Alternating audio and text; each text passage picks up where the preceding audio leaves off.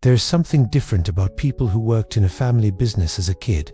In a world where childhood and work are seen as totally separate, these folks had a unique upbringing. They experienced an incredible blend of family economics, personal responsibility, and real-world skill development, and it shaped their minds in a way that created one of the most capable and family-loyal generations we've ever seen.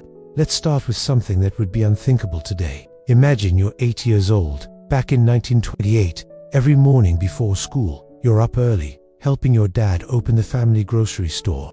You're sweeping the front steps, arranging the fruit and vegetables, and learning how to count change for the first customers of the day. After school, you're right back at it, stocking shelves, helping people find what they need, and locking up at night. This isn't about exploitation. This is your education in business, economics, and family duty, all rolled into one daily experience. This wasn't just about helping out. It was your first lesson that children could be valuable contributors to the family's success. You learned that work could be a powerful form of education, not just a way to make money, and that a family business thrives when everyone, no matter their age, pitches in. Think about what was happening in your developing brain during those years. Every time you talked to a customer, you were learning about people, sales, and how good service keeps a business alive. Every mistake you made, like giving the wrong change or arranging a display poorly, became a lesson in paying attention to detail and understanding the real consequences of careless work. Developmental psychologists call this integrated work learning psychology. Unlike kids who learn about jobs from a textbook or a rare trip to their parents' office, you learned by doing. You made mistakes, you got better, and you were given more responsibility as you proved you could handle it. Your family's business was your personal laboratory for understanding everything from economics and customer service to inventory management. You weren't just watching adults work. You were an active participant at a level that grew with you. This is what business experts call organic skill development. You learned business skills through hands-on practice, not theory. You developed a natural feel for what customers wanted, what made a product great, and what excellent service looked like, all from daily experience. But here's what made it so psychologically profound. You were learning that your personal effort directly impacted your family's well-being. Whether you worked hard or slacked off could determine if your family had a good month or a tough one. When you helped a customer, counted change correctly, and kept the store tidy, you were helping put food on the table and clothes on your back. When you messed up, you saw how it affected the family earnings that supported everyone you loved. You learned that individual responsibility and the family's welfare were tied together. Being lazy wasn't just a personal failing, it was a form of selfishness that hurt the people you cared about.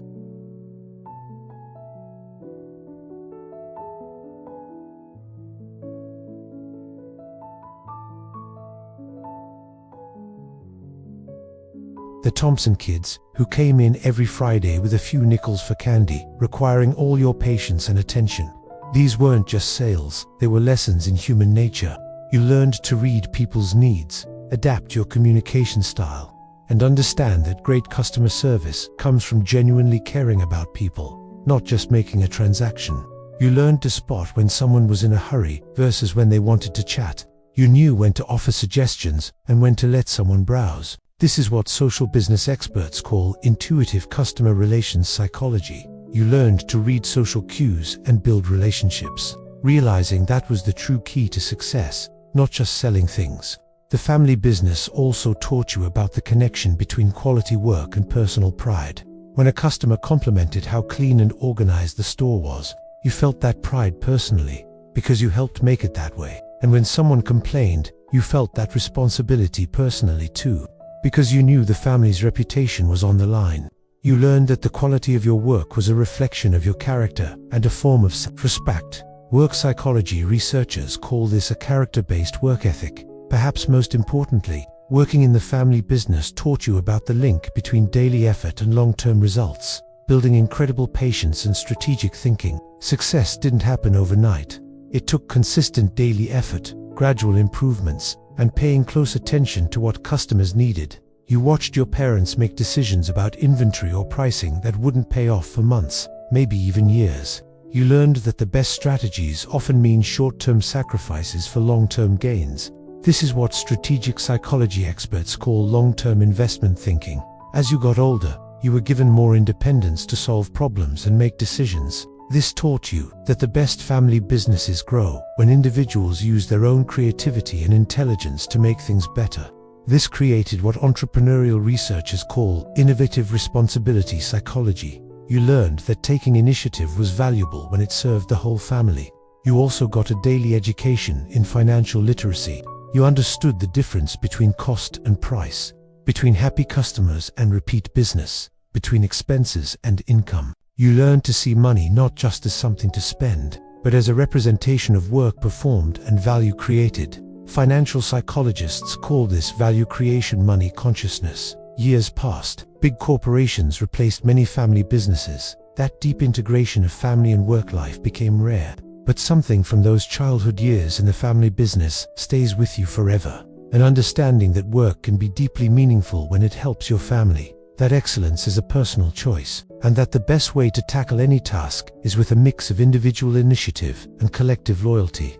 Decades later, as younger generations struggle with work-life balance and finding meaning in their careers, you carry the knowledge of what it was like when work and family were woven together. This isn't about being nostalgic for a bygone era. It's about recognizing a fundamentally different relationship with work, family, and responsibility. When we talk about work and family as competing priorities today, you understand what we've lost. Your childhood in the family business taught you that work serves the family. Excellence builds character, and the greatest satisfaction comes from using your skills to help the people you care about. Those early mornings, long afternoons, and late evenings weren't just chores. They were your apprenticeship in business, loyalty, and life. Drop a comment and share your family business memory. Did you work in your family's store, on the farm, or in a trade? What skills did you learn? And how did that early experience shape you? If this resonated with you, hit that like button and subscribe, because we dive deep into the psychology that explains our world. Thanks for watching. See you next time.